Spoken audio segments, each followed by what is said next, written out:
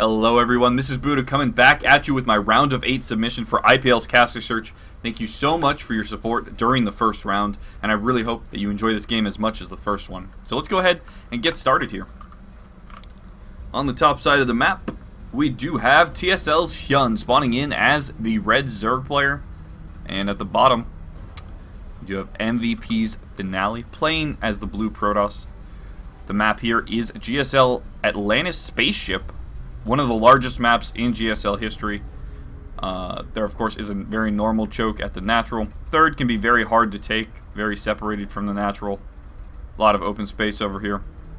And we are going to see a Forge fast expand come out of Finale. Very, very standard. About these players, Finale actually got dropped into Code A this season from Code S. Did not make it out of his round of 32 group, whereas Hyun did, and he's actually in the top 16 here. For Code S. Looks like Hyun's going to do a little bit of an extractor trick. And, yeah, we're just going to have to see how both of these players do decide to play. This is a very large map, so we definitely could see a Nexus first or something very similar. You can play greedy on a map like this. But actually, our Protoss player did not scout after his pylon. So, yeah, his probes have no idea what's going on in his opponent's base. And this is really risky, really greedy, indicative of a Nexus first for sure. Getting those extra minerals out very quickly. And on the other side, looks like we have an 11 pool because we do have the Overlord out already. So, yeah, a very, very aggressive build coming out of Hyun. And this is actually designed to punish stuff like Nexus first, where the cannon won't be up in time. This is like the absolute wrong build order for Finale here. He's going Nexus before Forge, not going to scout that there's an early pool coming. And he's not even scouting after Nexus here. This is incredibly greedy. Oh my goodness. Alright. Well, he continues to chrono boost his Nexus here. I'm sure he'll drop the Forge in just a second. And he should scout right off of this, so. Alright, there he goes. Alright. In the meantime, Hyun is going to take his natural. He is making 6 lings. And he's actually going to make 8 lings here with his hatchery, and this is actually really smart. He saw that there was no scout from his Protoss opponent, and actually, the scout is going the entirely wrong direction. I don't know what he wants to do over here. But these Zerglings, he made so many of them, mostly because his opponent didn't scout, and he knows that his opponent didn't scout. So now, this Overlord's going to see that the cannon has just started. Hyun's going to feel great about this. I mean, we're going to need, like, a really fast wall-off. Okay, good. Finale is scouting the front with his probe here. He's going to see the Zerglings, and yeah, he's going to need a wall off really quickly. You can wall this off with 3 buildings, so he should be okay. Wall off goes down, and well, the Zerglings targeted immediately here. Looks like it's getting low on health. In the meantime, there's of course a Queen and Hatchery going down for our Zerg player, and oh my goodness, the Zerglings break through, get us around on the cannon before it finishes. It does finish though, and it will kill off a couple of Zerglings before going down. 4 are left though. Looks like there are 2 more reinforcements, totaling 5 after that 1 kill here. And a Zealot on the way, needs to restart that cannon, does so immediately. And Hyun, this is going to be so annoying for Finale. There are 5 Zerglings in his main. These probes are going to have to be microed meticulously to make sure that not a ton of them die or anything. This is very, very bad for Finale. Hyun's going to have complete control over what tech his opponent has. It looks like a gas is going to go down at the natural. Just 1 gas, not 2. And that might be because another probe goes down. That might be because Finale, of course, has to pull off probes to stop these Zerglings, and it'll delay his mining. And he wants to get those extra minerals out to make up for that lost time that his drones are not mining, chasing the Zerglings around. So first gas gets filled, and let's take a look at Hyun's vision here. He is taking a 3rd base over here on the right-hand side of the map, and it actually looks like we have a pylon and probe over here, so there might be a little bit of a cannon rush. Good micro by Finale, relatively speaking. Good micro by Hyun too, to not really have lost any of these links. He's only lost 1 in about a minute and a half here, but he's only killed 3 probes also, so really, really smooth moves by both players. Second gas going up for Finale here, and Hyun actually doesn't see either of these gases, so a little bit of misinformation there. He should be running around and trying to scout out exactly what's going on. Looks like a cannon was canceled over here. Hyun scouting that out with Zerglings very, very intelligently. And Warp Gate finally gets started at the 6 minute and 30 second mark. Now, the Chrono Boost is really low here for our Protoss player. He's taking 4 gases. Hyun knows about all 4 of them now. And he sees that the Chrono Boost is going down on these Nexuses. He knows that probes are being Chrono Boosted out. Not tech, not an early Warp Gate attack or anything like that.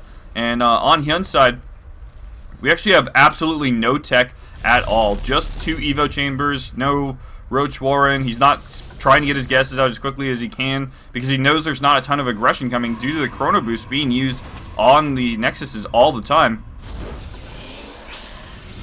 We finally do see the tech, a robotics facility coming down for Finale, and it is really late. It's the 7:30 mark. That is incredibly late tech here. That's 30 seconds after you would start a Robo for an Immortal Sentry all in, and of course we only have 1 Sentry on its way right now, so very important for Hyun to have seen these Nexuses Chrono boosting themselves out. And on the other side, we do have that Roach Warren and Evo Chamber and a very fast lair coming up for Hyun. He has not started speed yet, actually, which means he doesn't expect aggression. Again, that's another sign. A lot of times, if you are expecting aggression, you do go for that speed before lair, just so you have that extra mobility from links and they can be actually efficient. Twilight Council goes up to follow up that Robo. That usually leads us to believe that Finale does want to take an expansion here. Both the Robo, of course, letting you get Immortals, you can get Sentries out with your Gateways, and you can get Blink and +2 attack on your Forge. That's all usually very indicative of a fast third base here. So on Hyun's side, we do have a couple of misrally drones, and he is going for Roach Speed +1 attack, making that macro hatch, and he has a total of 4 gases here. So, not really wanting to tech up to Infestors or anything as his lair is finished, and he doesn't have that 5th and 6th gas, and actually taking a 4th base in the center of the map here, and on Atlantis Spaceship, this is a very, weird map, I guess. It has a rich Vespane Geyser and 2 regular ones, and the rich one, of course, is a little bit further away, but it gives you just so much more gas income. Well, Finale is actually walling off this bottom side of his ramp here, so he doesn't look like he wants to take the far expansion. That's probably a good decision, actually, relatively speaking. It would be so hard for him to defend this choke and walk all the way over here and defend this choke also if Hyun did want to do some kind of Roach aggression. And again, he's still only on 4 gases, so it does look like Roach aggression is the choice here.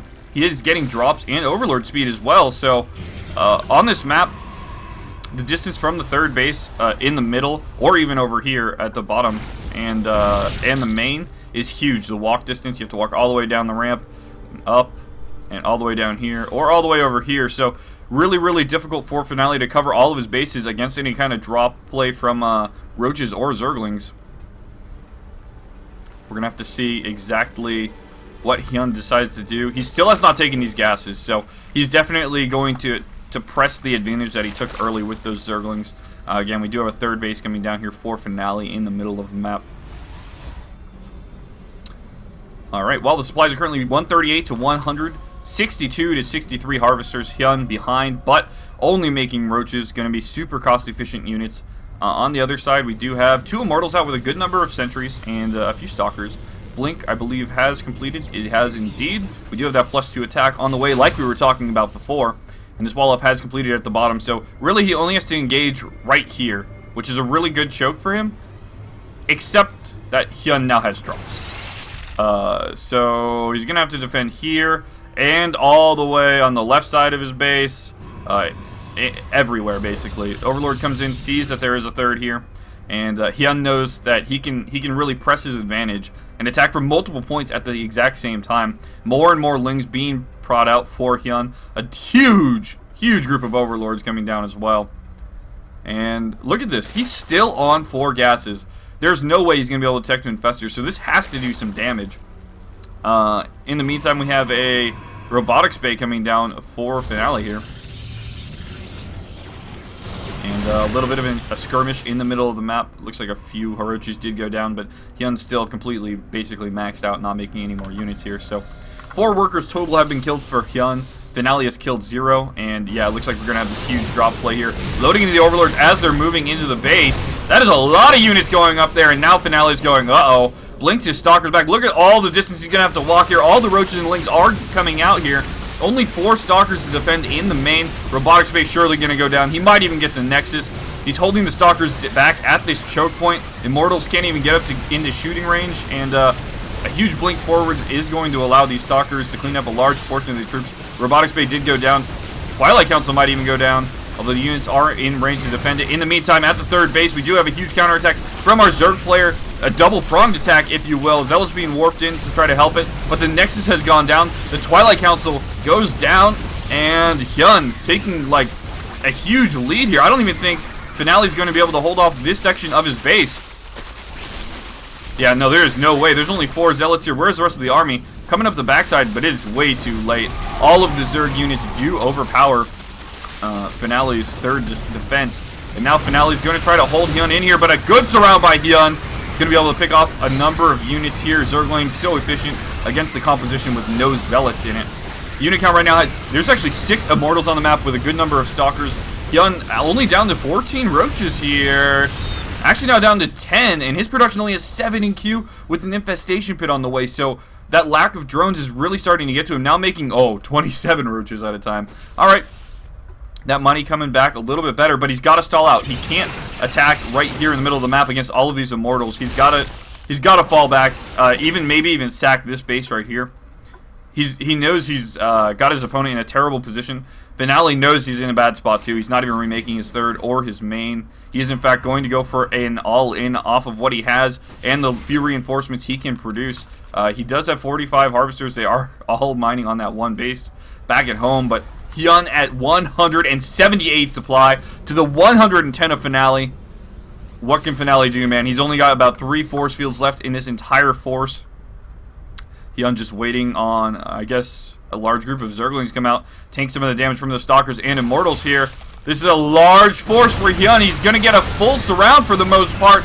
And oh my goodness, so much damage being dealt to Finale. Good blink backs, protecting all the Stalkers as best as he can, but these Immortals were doing the deeps, and now they are going to get absolutely crushed in the middle of the map here. 88 to 140 supply. Hyun falling back with the rest of his Roaches, but remember, Finale cannot reinforce. Look at his income. So low, 820 and 200 to 2,400 of Hyun. Hyun coming back in with a full surround of Lynx and Roaches, and oh my goodness, he's going to focus down the Immortals, absolutely decimate this army. Again, great blink micro from Finale. Just not going to be enough, I don't think. 65 to 142 supply. There is the GG from Finale. So Hyun really showing why he made it through to the round of 16 in GSL Code S this season. And Finale, he did fall out. And of course, that game is representative of both of the players' hard work. So an excellent game from Hyun, really abusing the fact that taking a third base for Protoss is so difficult on that map, and for them to get any units that aren't gateway units across the map and reinforce is incredibly, incredibly difficult. An excellently played game by Hyun, taking notice of a ton of small little things. So thanks a lot for watching, everyone. If you enjoyed this cast between Hyun and Finale, please make sure you hit the like button below. You can also follow me on Twitter at BuDDhASC2, and you can follow me on Twitch at twitch.tv/BuddhismOne01. Thanks again for watching, and I appreciate everyone's support.